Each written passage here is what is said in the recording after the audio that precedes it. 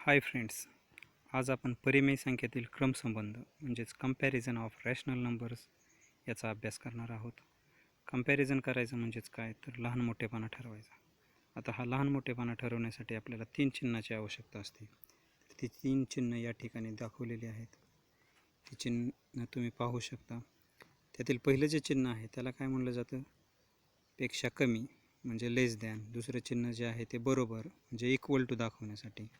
आणि तिसरं जे चिन्ह आहे ते ग्रेटर दॅन म्हणजे पेक्षा मोठे.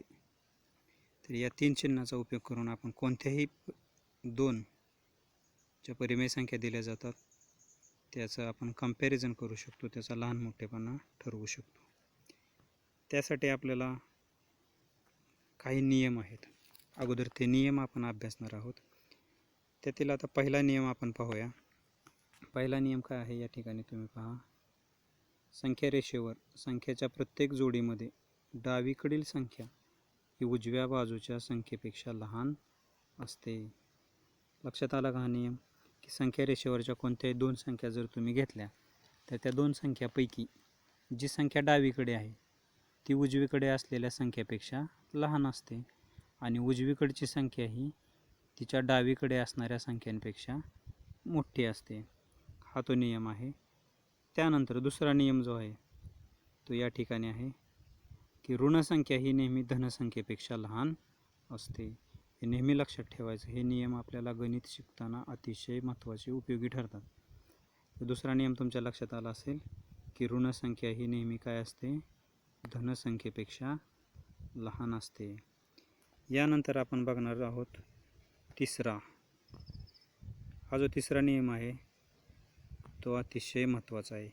हा नियम तुम्हाला समजला की तुम्ही कोणत्याही 2 परिमेय संख्यामध्ये असलेला क्रमसंबंध अगदी सहजतेने ठरवू शकता, ओळखू शकता.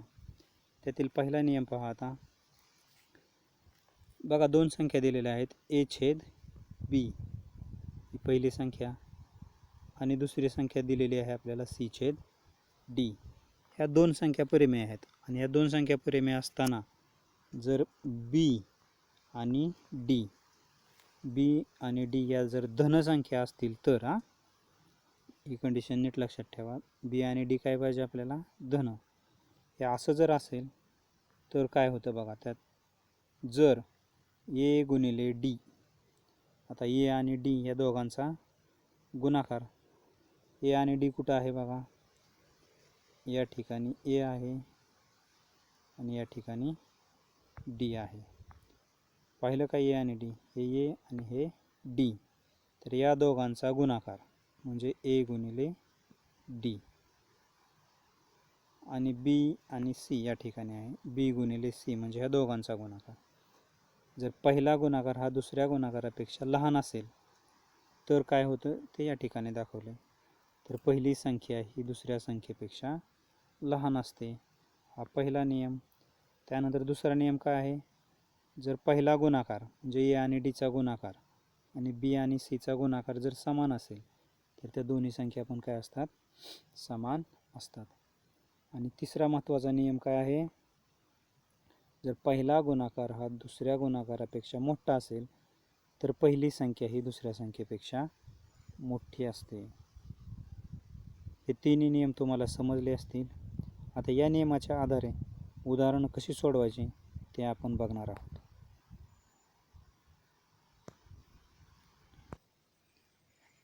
चला तर आपण आता काही उदाहरणे अभ्यासूया. या ठिकाणी एक उदाहरण दिलेलं आहे तुम्हाला. त्या उदाहरणामध्ये काय सांगितले तुम्हाला?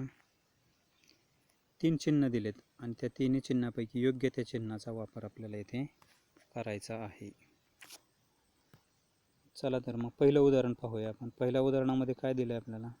3 आणि 7. योग्य चिन्ह वापरा. जी संख्या मोठी आहे त्याकडे कोणतं चिन्ह वापरणार आणि लहान संख्या आहे त्याकडे कुठलं चिन्ह वापरायचं. आता 3 आणि 7 मध्ये लहान कोण आहे? तर 3 आहे. तर 3 लहान आहे दाखवण्यासाठी आपल्याला हे चिन्ह वापरावे लागेल. त्यानंतर दुसरं उदाहरण पहा. या ठिकाणी -3 आणि 5. तर -3 आणि 5 याच्यासाठी वरचा नियम आपण पाहिला होता की ऋणसंख्या ही नेहमी धनसंख्येपेक्षा लहान असते. म्हणजे -3 हे काय आहे? 5 पेक्षा लहान आहे. तिसऱ्या उदाहरणामध्ये -5 आणि 0 यापैकी मोठं कोण येईल?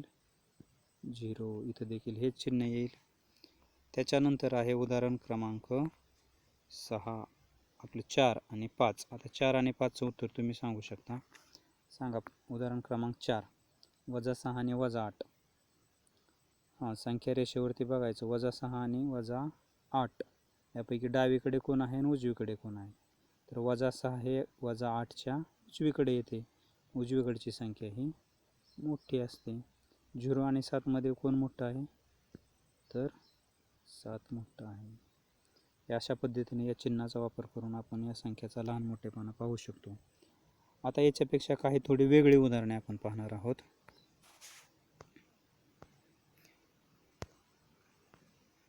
की जी परिमेय संख्येवरती आधारित असतील, की ज्याच्यामध्ये अपूर्णांक, छेद, अंश याचा वापर केलेला असेल.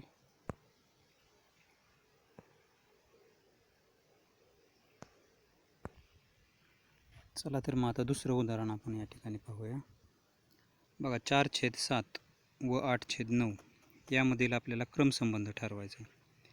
वर आपण जो नियम क्रमांक 3 बघितला होता त्या पद्धतीने सोडवायचं आहे. हे या ठिकाणी काय केलं आहे बघा, उत्तर लिहिताना सुरुवातीला गुणाकार केला आहे 4 आणि 9चा, म्हणजे इथलं 4 इथलं 9 यांचा म्हणजे पहिला गुणाकार.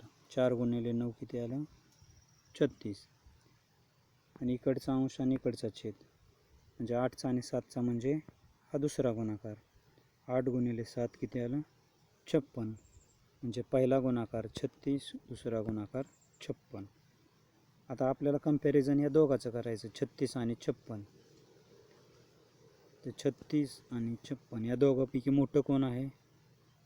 तर 56 आहे. या ठिकाणी हे चिन्ह वापरलेलं आहे.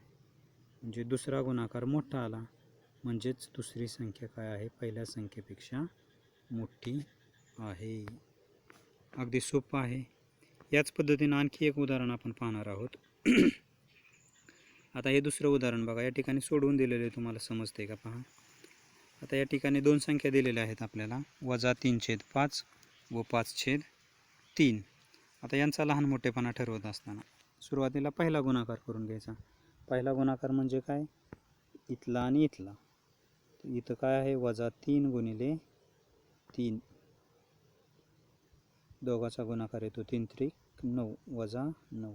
त्यानंतर दुसरा गुणाकार म्हणजे हे -5 आणि हे 5. 5 गुणिले 5 किती आलं? 25. आता आपल्याला कंपॅरिझन या दोघाचं करायचं आहे, -9 आणि 25. आता -9 मोठं की 25 मोठं आहे? तर 25 मोठं आहे, कारण ऋण संख्येपेक्षा धनसंख्या नेहमी मोठी असते. म्हणजे दुसरा गुणाकार मोठा, म्हणजेच दिलेल्या दोन संख्यापैकी दुसरी संख्या काय आहे? मोठी आहे. तर तुम्हाला सर्वांना हे समजलं असेल. तर या पद्धतीने तुम्ही कोणत्याही दोन संख्येचा लहान मोठेपणा ठरवू शकता.